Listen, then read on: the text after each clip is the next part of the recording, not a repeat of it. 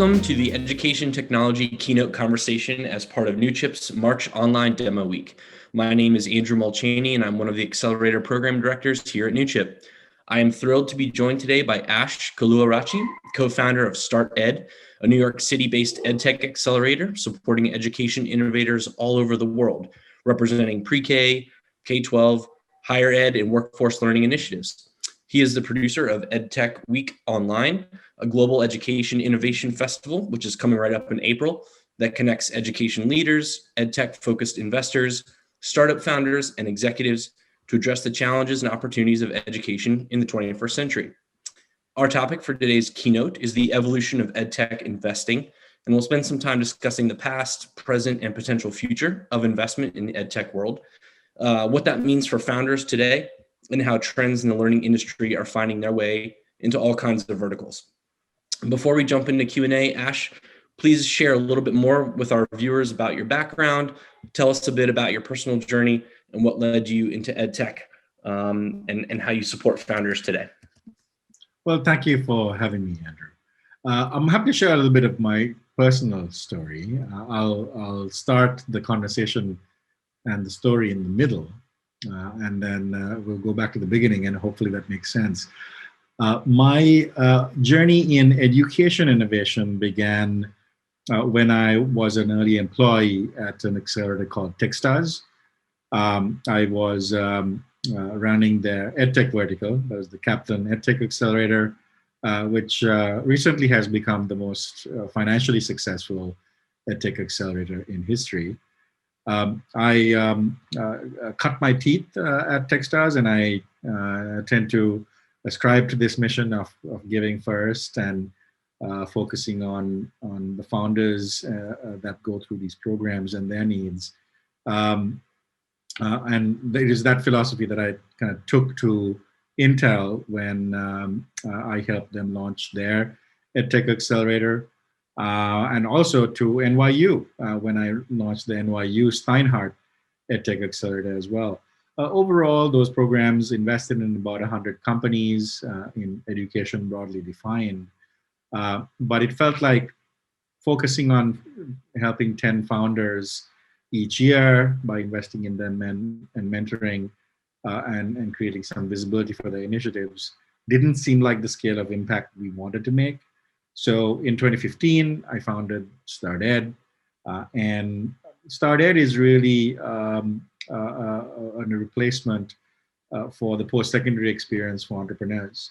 And what I think we've created is what you and I probably wished for as entrepreneurs when we were building organizations in vertically focused entrepreneurship. The fact that everybody kind of speaks the language of the industry and also starting up. The fact that everybody cares about the problems we're tackling, and having that thoughtful, experience-based mentorship is a little bit of a breath of fresh air in otherwise complex ecosystem. StartEd is more of a mature company accelerator, so we'll run week-long accelerator programs for companies around the world. To connect with our mentor network of 500 investors, entrepreneurs, and educators. And EdTech Week is more of a learning and networking environment for 6,000 educators, investors, and entrepreneurs. But it looks and feels more intimate. It feels like being in the same room with about 25 to 50 folks across the week, learning, sharing, networking, and problem solving for what we need to address today. But it looks and feels a lot like a series of master classes and think tanks and shark tanks than anything else. That's probably the latter half of my story. I think what came before Techstars was a series of very fun and sometimes unsuccessful companies, majority unsuccessful, in food mobility, in international student recruitment, and also in executive education. At least one of those was acquired and to this day has been growing. But my first steps in education was when my parents ran a school for a few hundred kids out of our home in Sri Lanka. So I guess education has been in my family tree for a while too. Amazing. Thank you for the kind of background context. And there's so many nuggets there. I mean, I want to focus on one and sort of build our conversation from there. You talked about in the ed tech landscape, founders, like-minded founders, or just folks in the space really learning to speak the same language. And from a through the lens of culture, both for entrepreneurs, but also for educators and educators who are moving into the entrepreneurial space.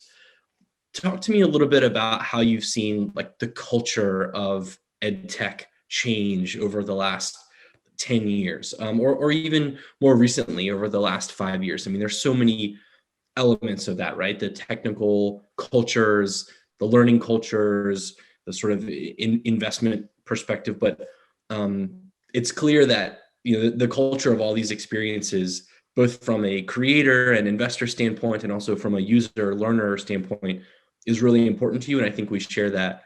So let's talk about the evolution of that culture over the last few years and sort of where you see impacts from that today. Sure. Well, what drives culture for an industry, right? What directs its norms and our heuristics for treating each other within its context? In my opinion, that's three things. One, the size of the industry, right? EdTech is relatively small compared to other industries, and I would argue that the 20 billion or so invested in the space pales in comparison to the 150 billion that gets invested in tech overall, right?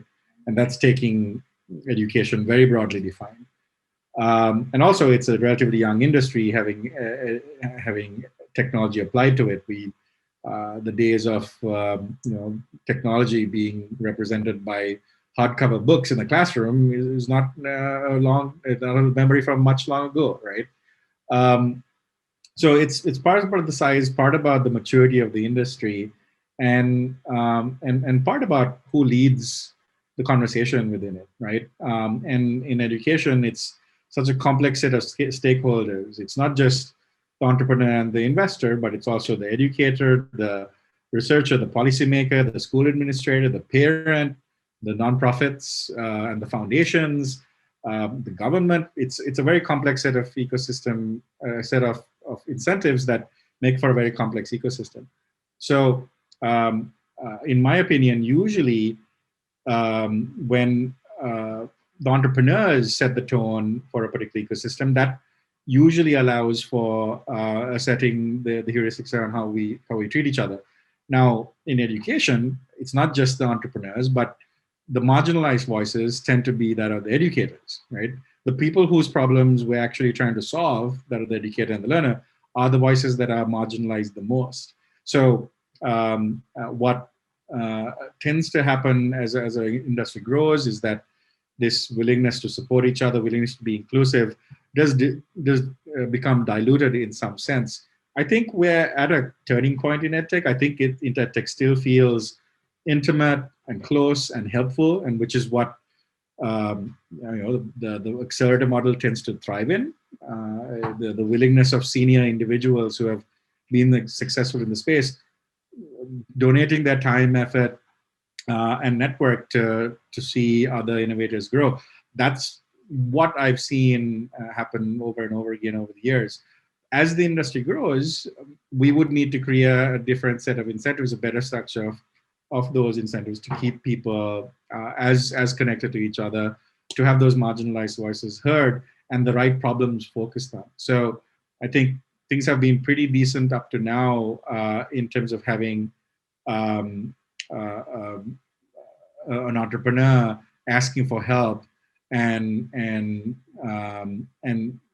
being guided towards the paths to receive it. Receiving it is that it's separate issue, that's kind of built into the American ecosystem, but depending on who you are, but at least that effort has been on hand. I think as we grow, the requirement for accelerators to play a role in building that network and strengthening it just becomes even more important. I want to go a little bit deeper down this path talking about stakeholders, because I think you touched on something really critical here. Not only are customers and users often not the same people in the EdTech world, but there's this dynamic of just purely from a product development standpoint and sort of understanding users, understanding stakeholders in those communities. Maybe outside of EdTech, that process, I wouldn't say is easier, but it's more straightforward, right? There is a clearer path. But when you have all these stakeholders involved, like you mentioned, multiple layers of school districts and or school leadership, different types of users at different ages and different stages, you have families involved, you have communities involved. To focus specifically on the product development and sort of user feedback portion of that, what do you recommend for founders? How do they focus on the right things at the right time to generate feedback from those stakeholder groups, right? Not to ignore or to leave out any of them, but to do so in a way that's going to provide the kind of actionable data that is needed to improve and iterate like customers are expecting. Right. I would volunteer that one of the most important things is you need to bring on educators onto the team, right? In some way or form. It needs to either be full-time employees or advisors or investors, for that matter, who are kind of aligned with your mission to have that voice heard.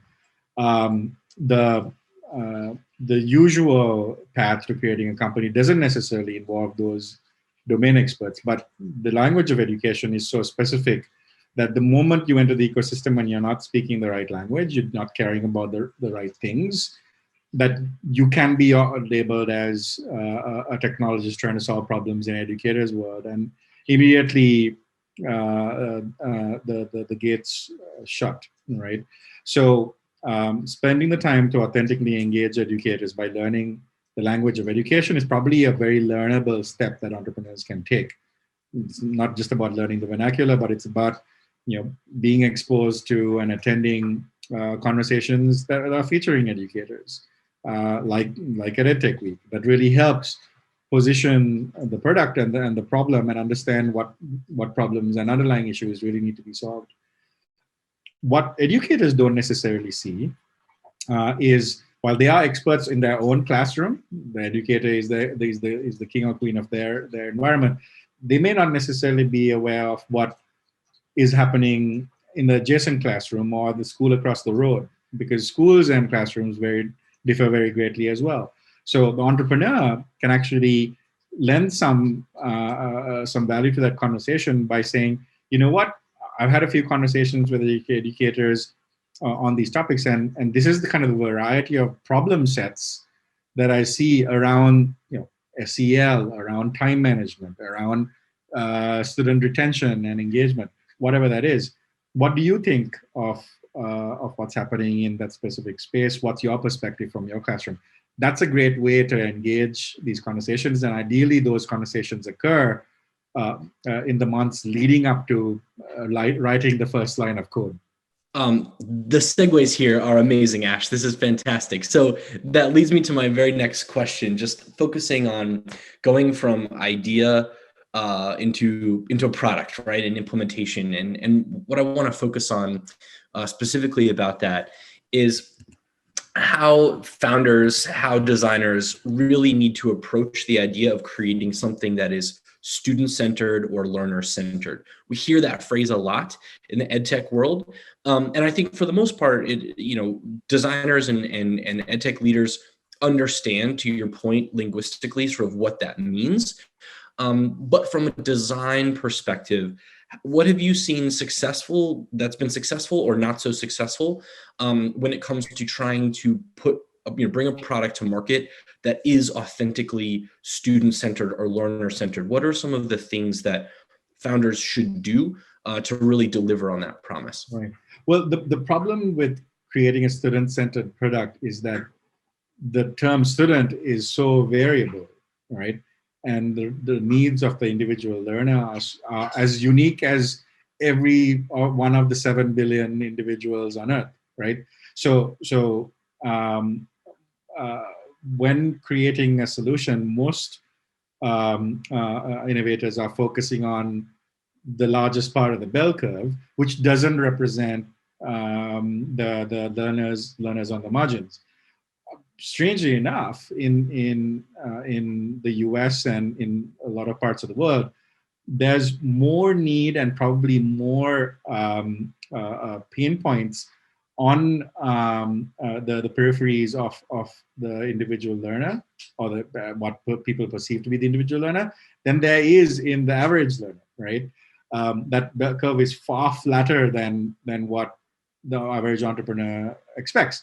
And if you are creating a solution in 2021 and you're funding it by yourself, it's likely that you didn't necessarily experience those problems on either end of the bell curve. So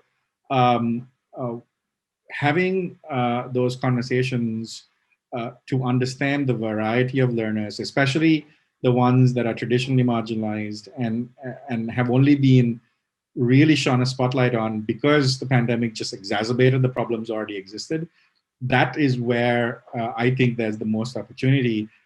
Ironically, while they seem to represent the lesser part of our cognitive load, they'd actually represent the majority of the learners around the world. So in fact, it's actually a bigger market if you were to focus on those more diverse needs and diverse learners. So I think being expansive about the types of learners you are investigating at various points in the lifelong learning, in the learning evolution prep, there's probably something to be learned about how to impact each individual at each learning point. Yeah, I can totally see that, right? There is this need to balance not just educating customers or potential customers, but the market or the community at large, to say the more that marginalized learners or communities of educators working to support marginalized learners, the more they know about what's available or what could be available, right? That's going to drive a lot of the innovation and solutions that we see coming to market. So that awareness is really critical. On that point, just about and sort of shifting a little bit to focus on investor interests and sort of investor readiness, if you will. Let's talk about that for a few minutes. When it comes to truly innovative technologies in the EdTech landscape, whether that's something that's seeking to support a learner's journey over time, right? Creating lifelong learners. We're starting to see companies that are wanting to tap into not just being a product for high school or not just being a product for middle school, but really carrying over a learner's journey in the K-12 space, or potentially bridge the journey from high school to college or from college, university into the professional world. What are you seeing and hearing from investors in terms of their interests in products or services that can start to follow essentially users a much further distance over and create longer lifetime value? Is that interest that you're seeing now, or is that still very much emerging as technologies grow and as user bases grow over time, especially given the changes in dynamics with learning technologies throughout this last year of the pandemic? Just to understand the question there, Andrew, you're asking about the interest of solutions that impact learners all the way through the lifelong learning cycle, and how investors may be more interested in that now more than ever? Yes, exactly. Solutions that aim to really be not just be a one and done sort of product or service for a student user, right, or a learner, but companies that aim to really maintain a supportive, position amongst users. What are you seeing from investors now that might indicate there's more and more interest in that kind of technology in the future? Yeah, well, I think traditionally the companies that have grown very large over the last few decades were created decades ago, right? There are relatively few companies that have billion-dollar valuations in EdTech that were created less than 10 years ago. We're just starting to see a few of them now, right, in the late 20 teens. Now, those are venture-backable businesses, and I think there are some good examples of large markets being created and addressed through technology, but they are still relatively niche solutions, right? They're always focused on specific aspect in K-12 or SEL or the university space. There still remains on the horizon some organization that could become the Amazon, the Google, whatever large technology you want to bring of education, right? That's coming in the next 5 to 10 years. So most investors are looking for that opportunity, that grand vision that may start from something as small as a search engine, right? That it has not been created, and that's something that will be created within the next 5 to 10 years. I would say that in education, venture capital might actually not be the most likely investment vehicle for startups to benefit from. While there's a few unicorns that have been funded and that they get the majority of the media narrative, most edtech companies right now, based on interest rates and the cycle of the economy, are more likely to be tuck-in acquisitions for private equity companies than anything else, right? Just based on how the world works right now. But most entrepreneurs are being drawn to this kind of false narrative around the venture-backed business because that tends to get the most eyeballs. That said, there are probably great business to be even bootstrapped that are perfectly great businesses. If you grow a business to $5-10 million, which is actually a very common occurrence in EdTech, that's a perfectly fine exit for an entrepreneur who's maybe only given out 10-20% in a single round, right? If that, to friends and family. Those are perfectly fine outcomes as well. So depending on the type of problem and the scale of problem you want to solve, and your ultimate goal for what you want to do, finding investors might not be the best path. If you do want to find out investors, figuring out which type of investor, dilutive, non-dilutive, at which stage, all are very important questions founders need to ask themselves earlier than they think. That perspective on, I think, future investment is incredibly valuable that you're sharing. And it makes me think a lot too about, from the tech side and the development side, what do you see as trends in terms of products and services that, again, may have started to show themselves pre-COVID and have certainly started to materialize and take shape over this last year? From a technology-driven, experience-driven standpoint, where do you see the most excitement or the most potential in the space for new products and new companies that don't currently exist now, or at least don't at scale, but have the potential to really have a big impact for learners of all kinds? Yeah, I think that there's a few spaces that we've seen great companies created again. So there are probably too numerous to mention, but I think the spaces of opportunity in 2021, given the pandemic environment and us most likely going back to work very soon, are actually in the transition spaces between K-12 to higher ed and higher ed to workforce. So while these markets tend to be ignored because we tend to look at K-12, higher ed, and workforce as kind of monolithic, in fact, the transition spaces between those three phases tend to be great opportunities for assessment, evaluation, retraining, and realigning the individual's objectives. So those are great spaces, I think, that broke down more than other spaces amid the pandemic. That there's some opportunity. I also think that the peripheries of the lifelong learning cycle are more in need than ever, right? I've seen more funds devoting dollars towards tackling early childhood challenges because that market's becoming less and less fragmented, and workforce learning challenges than ever before, right? So the peripheries of the market are what are getting quite a bit of attention.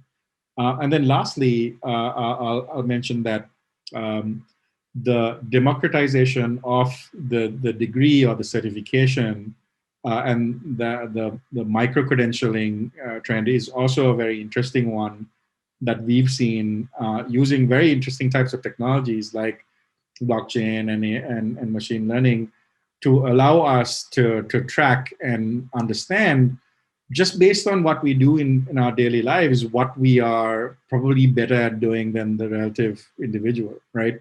So I've seen solutions as simple and straightforward as the micro-credential for spending an hour or two listening to something and then acting on it, all the way to almost the personalized AI tutor who's making content available to the average young professional just to be able to do their job more effectively and research what they need to know before they start their new project. So those are very compelling solutions, both on the B2B and B2C side, that I've seen coming up online.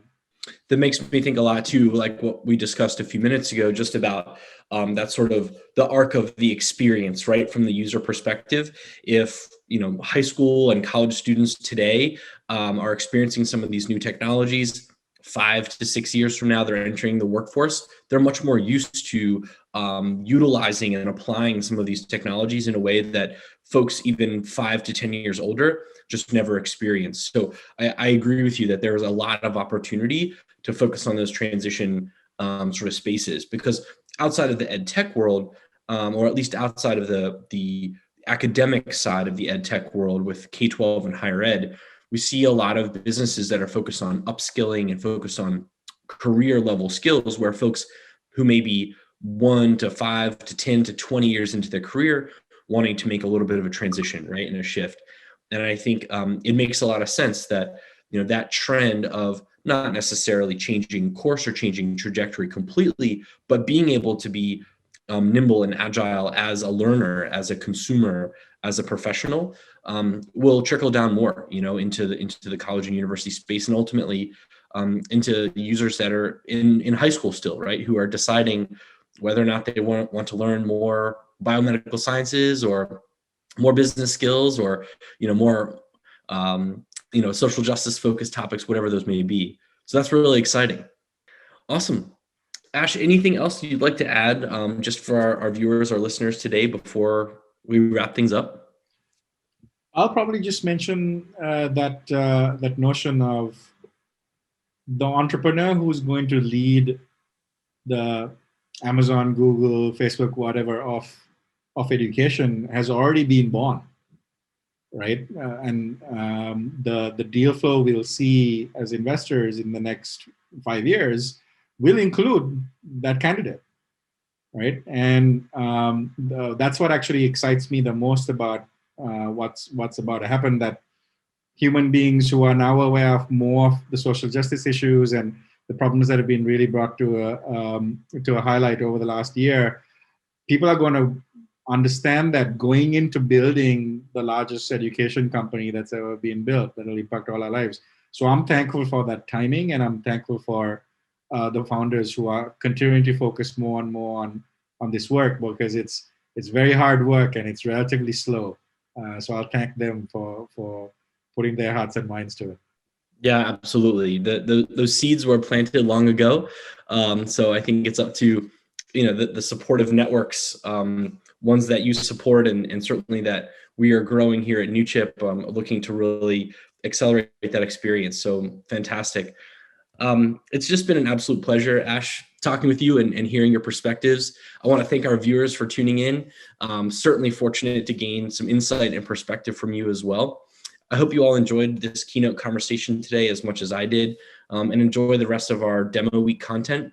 Please join us for more. Like the video below and share it with your network. Cheers, and thanks for joining.